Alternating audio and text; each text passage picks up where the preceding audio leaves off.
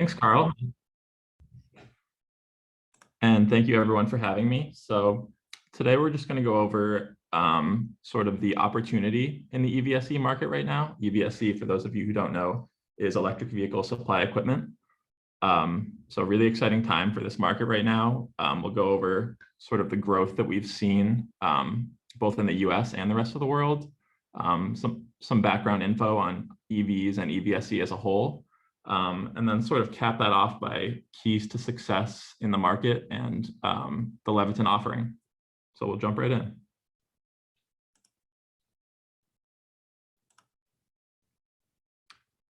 So here's our agenda for today, as I said, and I just want to be clear that the purpose of this presentation isn't necessarily to push Leviton product on you, but rather to give just a broad overview of the opportunity in the market right now and why we at Leviton are excited about it.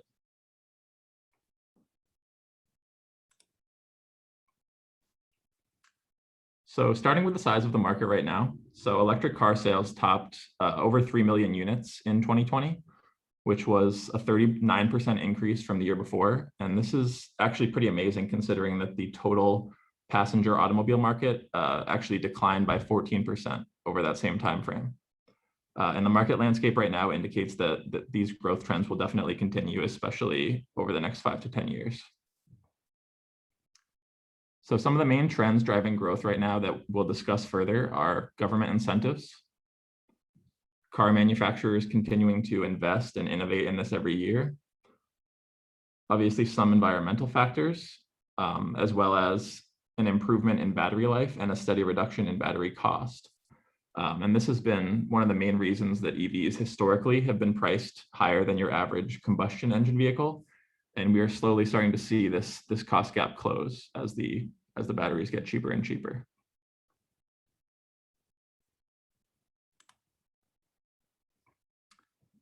So here's a look at EV growth by year in the US and also the rest of the world. So in 2019, you can see the US saw a slowdown based on the gradual phase out of the federal tax credit.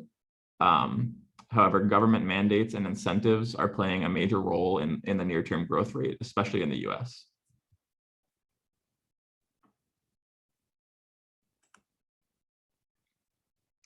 And here are some of the EV options in the US today, and it's pretty straightforward because all major car manufacturers currently have some sort of EV option.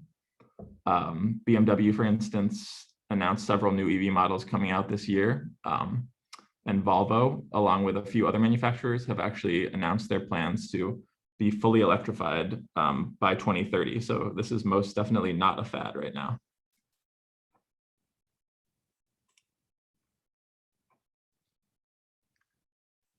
So some factors driving growth in the EVSE market specifically.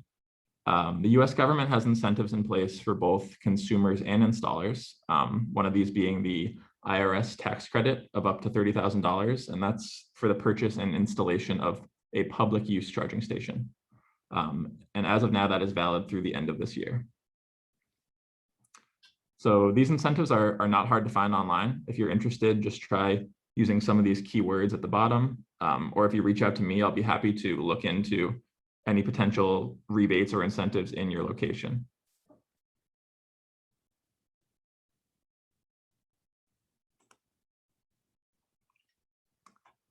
So I'm not going to fully go through all of these bullets, but this is a good reference slide just to understand how many incentives there are out there right now, specifically government-driven incentives. So just this March, for example, the US House of Representatives introduced the Clean Future Act, which is aiming to achieve net zero greenhouse gas emissions by 2050.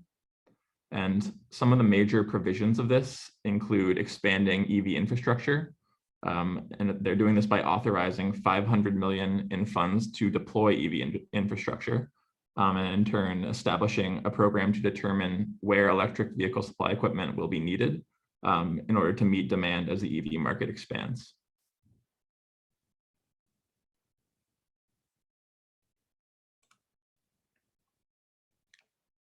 So one of the biggest EV growth opportunities moving forward will be a result of Biden's American Job Plan, part of which will include a $174 billion investment to boost the EV market. And this specifically includes incentives for domestic supply chains for EV materials, specifically for them to be manufactured in the US. Consumers' point of sale rebates and tax incentives. Additionally, establishing grant and incentive programs for state and local governments. And then some other factors such as electrifying at least 20% of yellow school buses and electrifying federal fleets, including USPS trucks. And we've already seen certain US car manufacturers adapt to this by announcing plans to convert to fully electric, as I mentioned, with Volvo in the near future.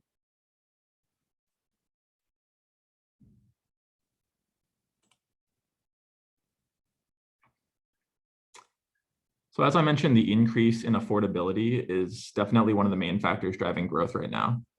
The prices of lithium-ion batteries have been reduced significantly, and we've seen the cost savings in cars in the US, with the base model of the Tesla Model 3 being a good example, actually coming in at under $40,000 in certain states right now. Additionally, fleets have had an impact on the EV market, as we've seen companies such as Amazon, UPS, and FedEx gradually converting to electric fleets, which has in turn increased the demand for charging stations, specifically fleet charging stations in this case.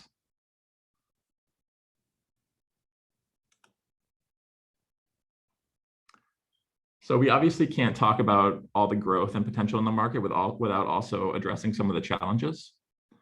So changes in government incentives is one of the main things that confuses consumers right now. There are actually some states that are even charging EV owners fees that experts say are actually higher than what certain drivers of equal gas-powered cars are paying in gas taxes. Not every state, but a select few. And in terms of car options, obviously we talked about that all manufacturers have at least one, but compared to traditional combustion engine vehicles, there are still definitely limited models to choose from.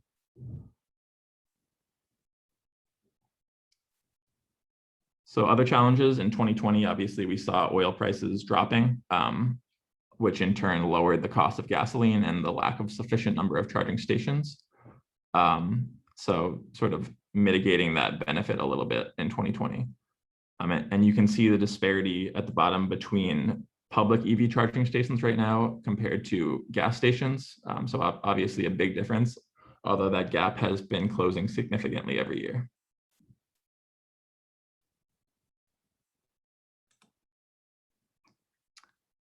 So now that you kind of have a sense of the market as a whole and the growth potential, we'll go into electric vehicle supply equipment specifically.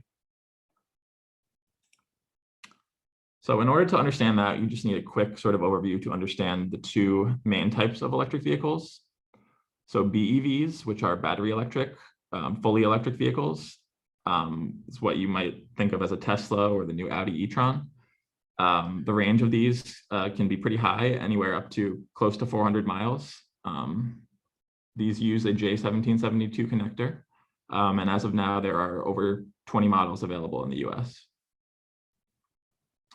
The other main type being PHEVs, which are plug-in hybrid electric vehicles. So most of you probably know that this is an electric vehicle that also has an internal combustion engine. Typical range of these, as you'd expect, significantly lower, anywhere between 11 and 40 miles. And these in the US also use a J1772 connector, which is the North American standard. Slightly more models available, you can see somewhere in the mid-30s for the PHEVs.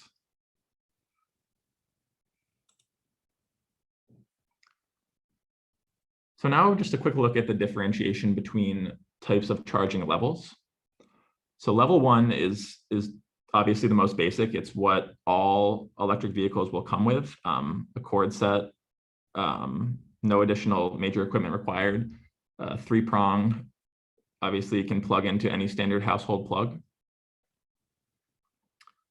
Level 2 will be definitely a faster charge, and this is also the most popular chargers being used in pretty much every application right now, from residential but also to commercial and public use. So right now, this is where Leviton plays fully. All of our chargers that we offer currently are considered a level 2 charger. With that being said, We are definitely working to address the DC fast need as well. Leviton will have a DC fast offering later this year. And DC fast is significantly different and also significantly more expensive. So we'll jump to the next slide, which focuses on this a little more. So if you look at the typical charge times, you can see with the DC fast, you can get close to a full charge in anywhere from 15 to 45 minutes, which is obviously a huge difference, especially compared to level one, you'll definitely be looking at an overnight charge. And this can be a great reference slide to refer back to, even for people who are familiar with this information. It can get confusing, knowing all the differences. And yeah, I refer back to this myself once in a while. So with all that being said, now we can move into the Leviton offering and how the Leviton offering addresses these needs in the market. So we currently offer two series of chargers, one for the residential and MDU space, and then also one for the commercial and public use markets. And obviously, which one we will recommend for a given application will depend on the owner's needs.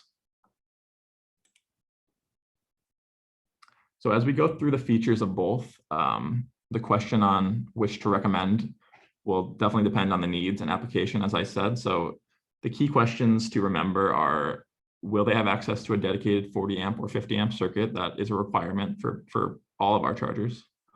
Are they looking for just a simple plug and play charger, or would they like to restrict usage? Additionally, if you want to go a little higher up, you can see if they would potentially benefit from tracking usage or energy consumption, and if they are trying to use this as a source of revenue to charge users.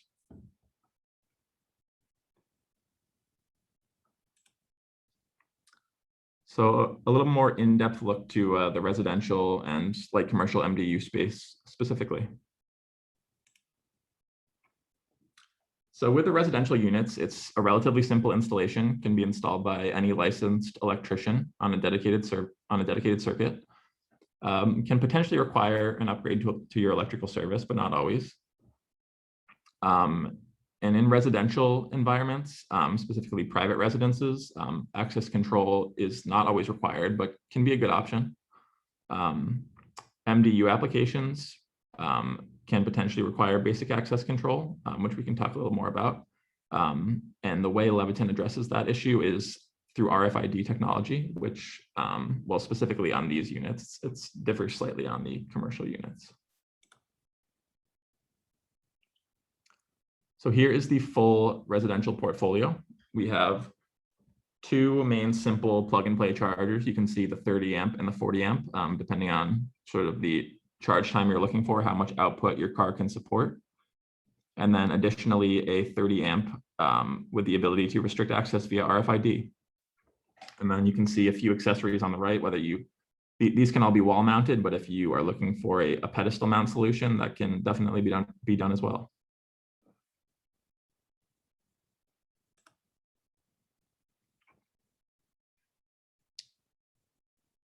So here's just another look at the three main residential chargers. So the restricted access model comes with two RFID cards. They don't need to be configured, they'll work right out of the box. And depending on how many users an owner would like per charger, an unlimited amount of additional cards can be ordered. So that's done very easily. And it can be set up to either be used with cards or without cards. So if you sort of have an application change in the future, the charger can change with you.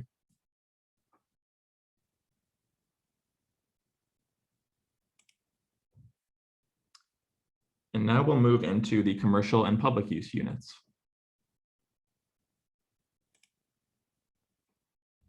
So Leviton has been partnering with ChargePoint for over 10 years. We're their only private label partner. And for those of you who don't know, ChargePoint has the largest public charging network in the US. So as far as installation goes for these units, it's definitely a little more complicated, could potentially require trenching, embellishments such as bollard protection and signage. They do require cellular connectivity. All these units are cellular enabled with built-in Cat4 modems. And they obviously offer access control mechanisms as well.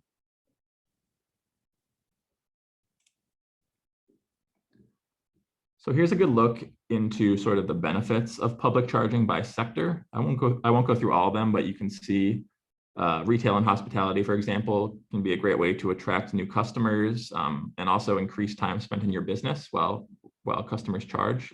Little things like that that you might not think of, but this can be a great slide to sort of refer back to, give to customers, anything like that.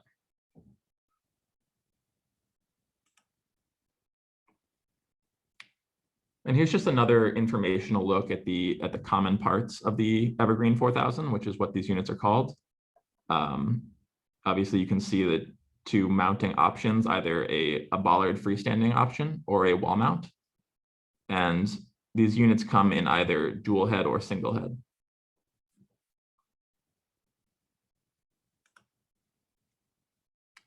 So some recent improvements. As I mentioned, all stations have a gateway design, and all stations have a built-in LTE Cat4 modem. So what that means is the installer won't have any restrictions on the distance between stations. Some other stations you might see in the market will sort of have that master servant setup where one station's the master and all other stations need to be within a certain distance to it. Not with these. So the SIM network card is pre-installed in the head before it ships. So this sort of relieves that burden from the installer, so they don't have to install at the site. And in addition, all of these units are now network enabled, which will allow users to connect any system and all OCPP compliant hardware to the ChargePoint network.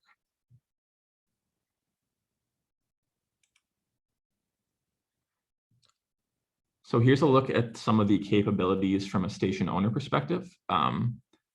On the left, the dashboard view is what you can view from your mobile phone as a station owner. And the station view is sort of what you have access to on your desktop. So you can see you're able to set pricing rules, charge a fee or no fee. You can set a pricing policy. So decide that you want some people to pay, some people not to pay. At the Leviton office, for example, we have, I believe, 2 dual head chargers outside. So we decided to let all Leviton employees charge for free, but anyone else who comes will have to pay the hourly rate. Additionally, as a station owner, you have access to the screen, so controlling what video ads are uploaded to that. You can control the driver wait list, so drivers don't have to stand around if a station's busy. They can be notified via the app that their station is ready. And additionally, you can choose whether your station is either visible or not visible within the ChargePoint app, meaning if any sort of ChargePoint user or EV owner is looking for a charge on their drive, whether they're just around town, if you have it visible, they'll be able to see that on the map, see the price that's being charged, and decide to come and charge or not. So at Leviton, for example, we chose to not have this be a public well, it is public, but we chose to not have it visible on the map.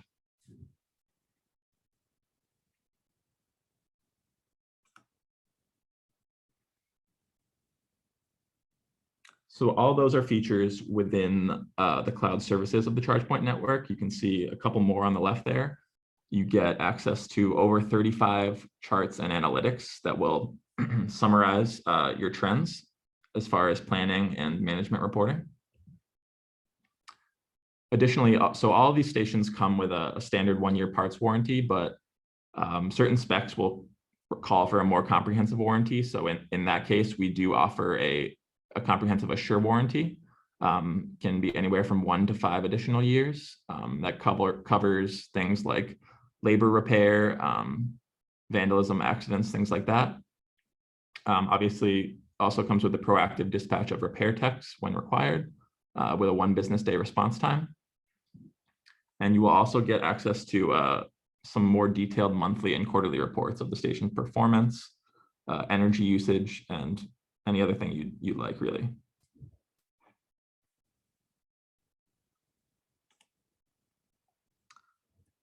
So I know I went through all that pretty quick, but this is a good slide, I think, to sort of refer back to and just understand what's necessary for success. And this really applies whether you're a contractor, distributor, salesperson, installer. It can really apply to anyone. So understanding the wiring requirements and installation codes is definitely key. Taking some time to investigate state and local incentives. And like I said, if you have any questions about what your local incentives might be, don't hesitate to reach out to me. Also understanding the long and short-term needs of the end user. And obviously that goes hand in hand with understanding the capabilities of the charger.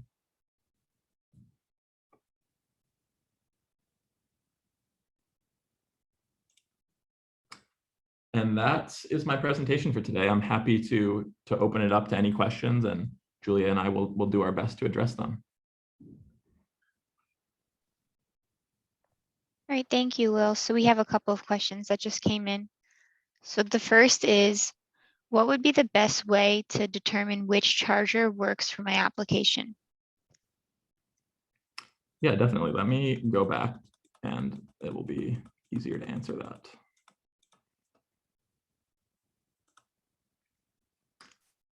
So that if you are looking for sort of the best product for a specific application, you would definitely want to refer back to these key questions.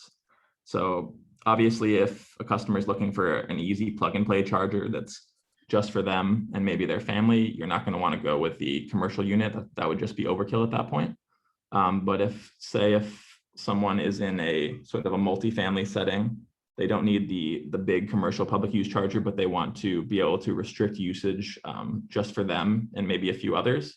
The unit with the RFID technology built in would be the best option. So it's really just being aware of the key questions to ask, and it's not too hard to determine what is the best for a given application. All right, and then our next question is about the RFID unit. How many people can access it using the RFID at one time? Definitely. So by default, it will come with 2 cards. From what we see, generally 2 is enough, but you definitely have the option to order more if that's your prerogative. Okay, now we do have a question on pricing. Who should anyone contact regarding pricing on these stations? Yeah, so for pricing, you would contact your Leviton sales rep in your given area. If you don't know who that is, you can reach out to me. I would be happy to refer you to them. But yeah, our team would be eager to provide you with that information. And any of the Crescent team members on our call can certainly get pricing available for you for any of the particular products that you might be interested in. Great. We just had a interesting question come in about non-public. So Will, how do you see the market for commercial non-public use developing? So charging for delivery vehicles like the Amazon trucks, things like that. Definitely. So that's probably what we would classify as fleet charging. So that's a great question. So that would be the type of solution where you don't necessarily need the public network, such as ChargePoint, available and sort of all that functionality within the app. But a station owner may still want to access analytics within the sort of user interface that they have available to them. So our ChargePoint units are definitely still a valid option for that. You don't necessarily have to have it active as part of the ChargePoint network, but we are definitely also looking into solutions more tailored to that sort of fleet segment that you referenced. So that's a great question. All right, and then another question on the RFID card. Is it charged directly to a credit card, or can a building owner track and charge?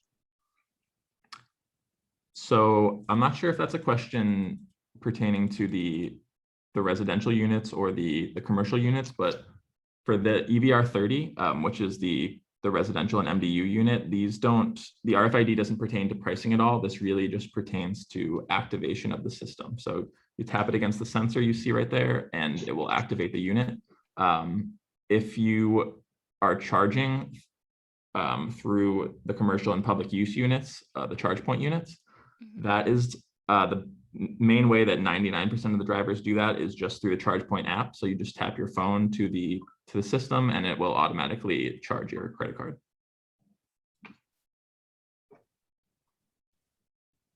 All right, thanks. We have a question about the J1772 connector. So is it a DC connection at the vehicle or the charger in the vehicle? And then how many conductors, grounding, etc. So basically a little bit more technical information about the 1772.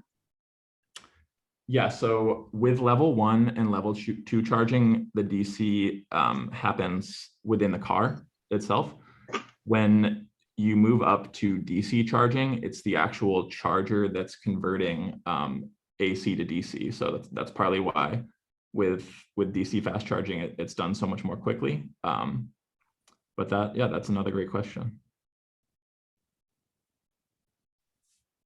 All right, we did get a request from Scott for both of us to contact him after the webinar. So just confirming, Scott, that we did see that message and we will be in contact. We do have another question about residential charging.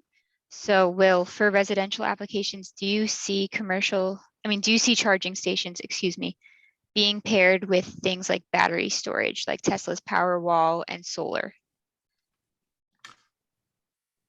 Interesting question. So I have not seen that personally. I've heard I've read a couple articles about sort of how that would work, but to be honest, I can't really speak to that personally because we have not worked with that at Leviton, but it could definitely be something to look into in the future.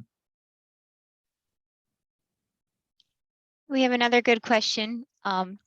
Will these also work on a Harley Livewire, which I just looked that up. It is a very nice motorcycle. So that's an electric motorcycle, Julia? Yes. So that is a great question. I have actually not heard of a Harley Livewire, but I will definitely look into that after this. And Julia, if you let me know who asked that, I would be happy to follow up with them after. I think the key is if it has that J1772 plug, right? Yeah, and that would be very evident just looking on sort of the Harley website, I'm sure. And the J1772, like I said, is the North American standard for EV charging. So my hunch says it would be compatible, but I can't say for certain yet. Yeah, and someone actually just wrote in, they have the same connector, so confirming they will work. Awesome. Thank you, Robert. Another question, what's the average charge time for a vehicle with AC2? So yeah, that definitely depends on the size of the vehicle's battery, and also the amperage can vary within level 2 charging, but we generally say it can range from between 2 and 6 hours, depending on the car's battery size. Okay. And with level 1, you're looking at probably north of 12 hours on average. Okay, and what is an average price, broad range, that companies can charge per hour for the ChargePoint units? So is that asking what station owners would charge yeah, EV like owners per hour? An average per hour. So I can't speak to the average, but I can tell you, so with Leviton, when we were setting our stations up, we looked, so we're based in Melville, Long Island, and we just looked around the map and you can see what all the other stations in your area are charging. So we chose just to sort of be on the low side compared to everyone around us, and we put it at about $1.50 an hour. At the time, I think probably most people around us were at $2 an hour. So it's really the station owner's choice. You can price it based on the market, or you can price it based on what you think is fair. It's totally your prerogative. All right, and this is a good one. Is Leviton going to offer DC fast charger options? Definitely. We are hard at work on that right now, and the plan is to have our DC charger fully launched by the end of the year at the latest, but hopefully maybe even towards the beginning of Q4. All right, and we have another technical one. What is a typical amperage per hour or kilowatt rating of an electric vehicle battery? Good question. I don't know the typical rating offhand, but I'll definitely look into that and follow up with whoever asked that, Julia. All right, I just took down their name. Great. All right, let's see. All right, I think. I have a quick question, Will. This is Carl. You know, if you're in a hurry, sometimes, you know, you go in and, you know, my truck has a 36-gallon gas tank, so I don't always fill it up. I might just get 10 gallons or whatever. So my question is, do you have to fully charge an EV battery each time, or does that affect the battery life and such? Or can you put, I'll say 10 gallons in as opposed to, you know, fully charging? No, you definitely do not need a full charge every time. So a lot of people at Leviton have electric vehicles. So we have some of the residential units downstairs in our garage, and we have the commercial units outside, and you'll relatively frequently see people just come plug in right after lunch, let it sort of charge for a few hours after lunch and unplug. They maybe get up to 50 or 60%. And just sort of let that last them for a few days till they get home. Really depends on how far you're driving, but that's a great question. You do not need a full charge every time. Okay, I think we got another one, Julie. Yep, we just got one more. So Will, this one's about your thoughts on ChargePoint moving forward. So what are your thoughts on ChargePoint's, excuse me, recent acquisition and how that's going to affect the market in North America for the next few years? So for those of you, sorry to take your thunder, Will, but real quick, for those of you who aren't aware, ChargePoint recently announced that they're acquiring an e-mobility provider from Europe. Yeah, I did see that. I think it's great for ChargePoint. I don't think it will necessarily affect our relationship with them. Like I said, we've been their only private label partner for over 10 years, so that relationship is still very strong. That acquisition, I want to say, is definitely an attempt to build out their charging network in Europe and sort of expand in that sense. So it won't necessarily affect Leviton at this time.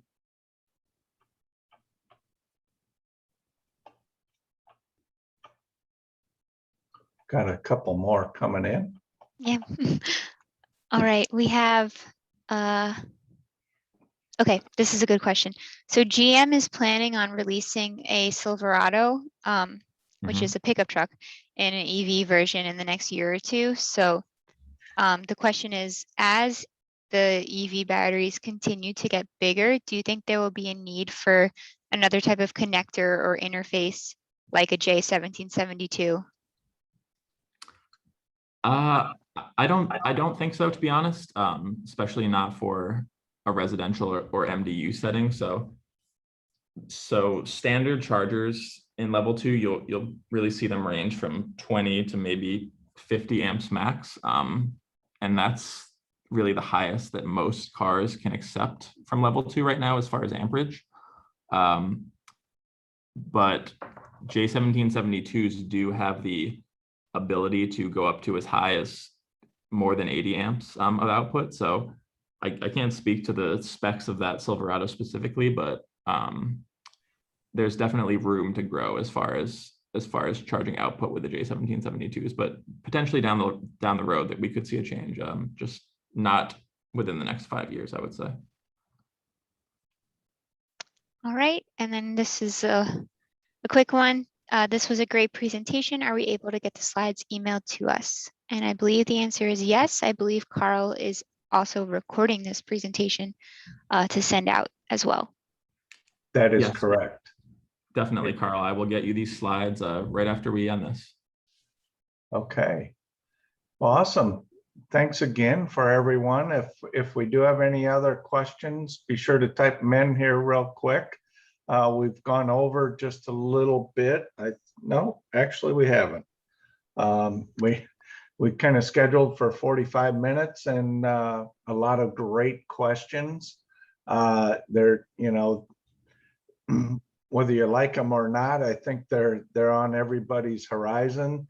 And just one of the things that, you know, gas stations, I think one of the first slides Will showed was, you know, 41,000 chargers in the US right now.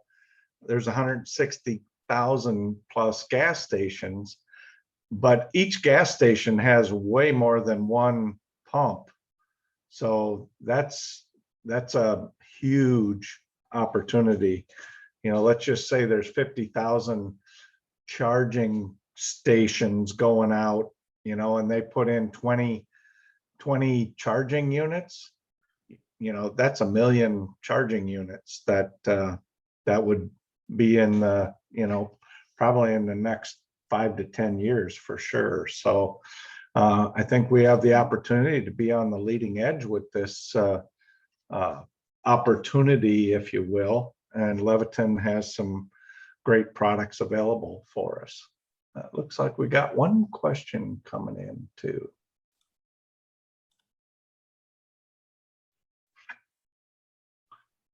Sorry, I was muted. This is a good one, Will. It's about the connector types and what charging capabilities they could accept. So will your stations adapt to the faster charging cars as they are able to improve what cars can accept? Yeah, that's a great question. So yes, we're definitely monitoring the market and the technology as it changes. Obviously, the technology in this market is changing so fast right now that it's, for some companies, can be very hard to keep up with, but we are definitely planning our future solutions and sort of our roadmap around where we expect the technology to go. So yes, Leviton is planning on adapting to that as the cars have the ability to accept higher input. So great question. Awesome. Very nice presentation, Will. A lot of great information.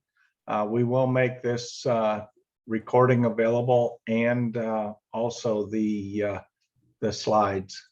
So thanks once again to everyone for your participation, your great questions, and most of all, your time today. So thanks again. And with that, we're going to end today's presentation and stop the recording. Thank you. Great. Thank you all. Thanks, Carl.